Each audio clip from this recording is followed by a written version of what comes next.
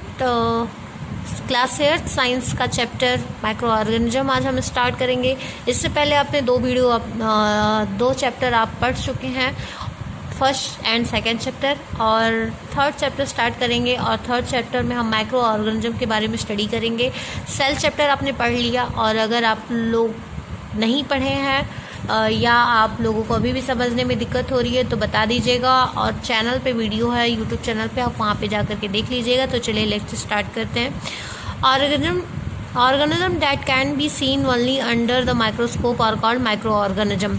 ऐसे ऑर्गेनिज्म जिन्हें हम माइक्रोस्कोप के हेल्प से देखते हैं या माइक्रोस्कोप के ही द्वारा सिर्फ देख सकते हैं, ऐसे ऑर्गेनिज्म को हम माइक्रो ऑर्गेनिजम्स कहते हैं। दो tiny enough to be invisible, they exist in vast number all around us in the air, soil, water, bodies and even inside our bodies.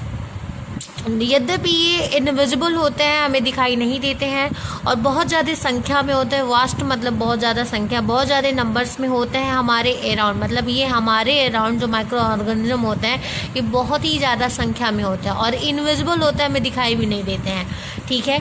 या एयर में ये पाए जाएंगे, सॉइल मिट्टी में होंगे, वाटर में होंगे, वाटर बॉडी जो होती है, तालाब वगैरह, नदियाँ वगैरह, उनमें पाए जाते हैं। इवन ये हमारे बॉडी के अंदर भी पाए जाते हैं।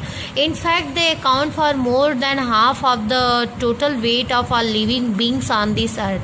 अर्थ पे जो लिविंग बींग्स होते हैं उनके वेट के आधे भाग इन्हीं के द्वारा ही होता है। जो लिविंग बींग्स का जो वेट हो कह सकते हैं, तो आधे भाग का आधा कहीं ना कहीं इन्हीं के द्वारा ही होता है। One of reason why microorganisms exist in such a large number, in fact, that they are very hard. एक की रीज़न कि ये माइक्रो ऑर्गेनिज्म इतनी ज़्यादा नंबर्स में क्यों होते हैं, और साथ ही साथ ये बहुत ज़्यादा हार्डी मतलब हार्ड होते हैं, ठीक है। इसलिए ये इतनी ज़्यादा संख्या में पाए जाते हैं कि they can survive in all kind environment. ये सभी तरह के इन्वायरमेंट में खुद को क्या कर सकते हैं, सर्वाइव कर सकते हैं। इन डेजर्ट्स, ये डेजर्ट्स एरिया में पाया जाता है। पोलर रीजन मतलब कि जो ध्रुवीय क्षेत्र होते हैं। सीज, मार्सेज, दलदल, समुद्र, सॉल्ट वाटर लेक्स में हर ये जगह क्या करते हैं, पाए जाते हैं, और खुद को हर एक इन्वायरमेंट में अपने आप को सर्वाइव कर लेते हैं। Some of them form spore to survive unfavourable condition.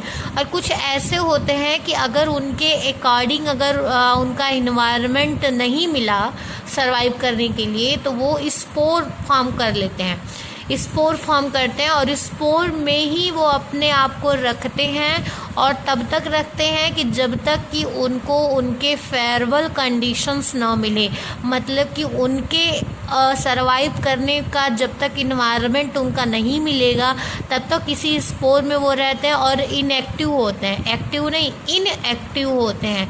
और जब उन्हें वो सारे फेवरेबल कंडीशंस मिल जाते हैं तो वो फिर एक्टिव हो जाते हैं। तो दे रिमेन इनएक्टिव। वही बात आ गई ना कि स्पोर के अंदर ये खुद को इनएक्टिव फॉर्म में रखते हैं। स्प्रिंग टू लाइफ अगेन, और ये अपनी लाइफ फिर से अगेन वो करते हैं, लाते हैं कि जब उनके फेवरेबल कंडीशन मिल जाते हैं, जैसे कि फूड मिल जाएगा, टेम्परेचर मिल जाएगा, मॉइस्चर, नमी मिल जाएगी। दो often lump together micro organism are diverse group organism. अगर इनको हम एक साथ मिला दें तो ये माइक्रो ऑर्गेनिज्म, ये विभिन्न ऑर्गेनिज्म के समूह होते बन जाते हैं। अगर हम इन्हें मिला दिया जाए तो ये जो सभी अगर सारे माइक्रो ऑर्गेनिजम्स को मिला दिया जाए एक साथ, तो ये विभिन्न तरह के ऑर्गेनिज्म का क्या बनाते हैं, समूह बनाते हैं। Some are helpful while other cause disease. कुछ हमारे लिए हेल्पफुल होती हैं, कुछ डिजीज काज करती हैं। सम कैन फोटोसिंथेसाइज, कुछ फोटोसिंथेसिस के काम में आती हैं। वाइल अदर्स आर स्पैरोफाइट्स, कुछ स्पैरोफाइट्स उन्हें कहते हैं कि जो मरे हुए प्लांट या एनिमल्स के ऊपर ये रहते हैं और उनसे अपना न्यूट्रिएंट ऑब्टेन करते हैं।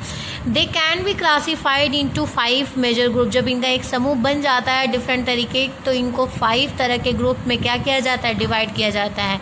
Like algae, bacteria, fungi, protozoans, virus.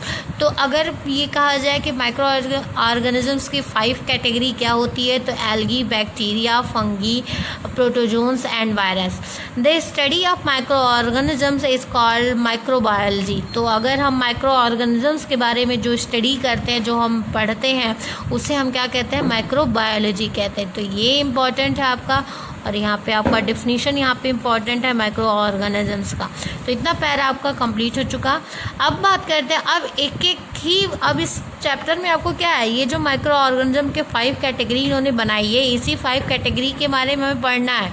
ठीक है, हम एल्गी के बारे में देखेंगे, उनके न्यूट्रिएंट के बारे में देखेंगे, उनके यूजेस के बारे में देखेंगे, उनसे होने वाले डिजीज़ के बारे में हम देखेंगे, हर एक एक के बारे में डिटेल हम देखेंगे। तो अब हम बात करते हैं एल्गी।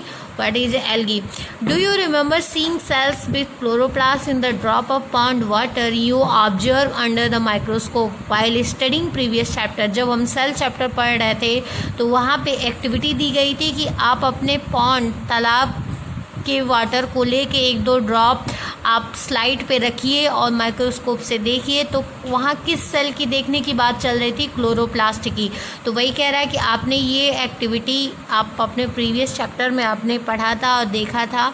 ठीक है, दे आर एल्गल सेल। तो जो पॉन्ड वाटर का जो ड्रॉप ले आकर के हम माइक्रोस्कोप से जो देखेंगे तो वहाँ पे हम सेल देखने के लिए लाए थे, लेकिन वहाँ पे हमें क्या दिखाई देगा, एल्गी सेल्स दिखाई देंगे। जो सेल्स हमें दिखाई देंगे वो किसके सेल्स दिखाई देंगे, एल्गी सेल्स दिखाई देंगे। You can repeat the activity, आप इस एक्टिविटी को रिपीट कर सकते हैं।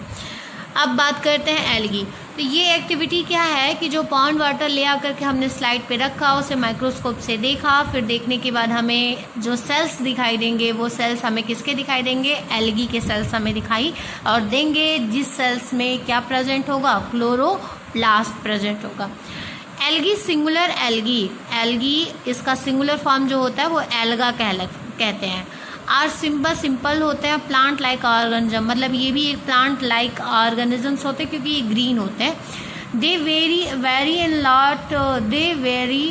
अ lot in size, shape and habitat. ये अपने हैबिटेट मतलब जो उनकी रहने की रहन सहन है कह सकते हैं। ठीक है, हैबिटेट मतलब कि ये किस जगह रहते हैं, इनका आवास, रहने की जगह। साइज और शेप में ये क्या करते हैं, वेरी करते हैं। मतलब ऐसा नहीं है कि सभी एल्गी जो हैं उनकी साइज और उनका शेप और उनकी हैबिटेट एक तरह हो जाएगी, नहीं, उसमें ये वेरी करते हैं। बट एक चीज़ इनमें कॉमन होती है कि इनमें क्या पाया जाता है, क्लोरोफिल पाया जाता है। हैंस दे फोटोसिंथेसाइज, ये क्या कर लेते हैं, फोटोसिंथेसिस प्रोसेस होती है, क्योंकि क्लोरोफिल के प्रेजेंस में ही फोटोसिंथेसिस प्रोसेस होता है। तो जब इनके पास पाया जाता है तो जाहिर सी बात है वहाँ पे फोटोसिंथेसिस होगा। Algae can reproduce sexually asexually. अगर इनका रिप्रोडक्शन प्रोसेस देखा जाए कि जो अपने चाइल्ड्स प्रोड्यूस करते हैं वो आपका रिप्रोडक्शन प्रोसेस आता है, नेक्स्ट चैप्टर अभी आएगा उससे रिलेटेड। तो इनमें जो रिप्रोडक्शंस है वो 2 तरह का होता है, सेक्सुअली होता है और असेक्सुअली होता है। इसके बारे में नेक्स्ट चैप्टर में आप जानेंगे, बट यहाँ पे अभी आप रिमेंबर कर लीजिए कि एल्गी जो होते हैं वो सेक्सुअली और असेक्सुअली क्या होते हैं, रिप्रोड्यूस होते हैं।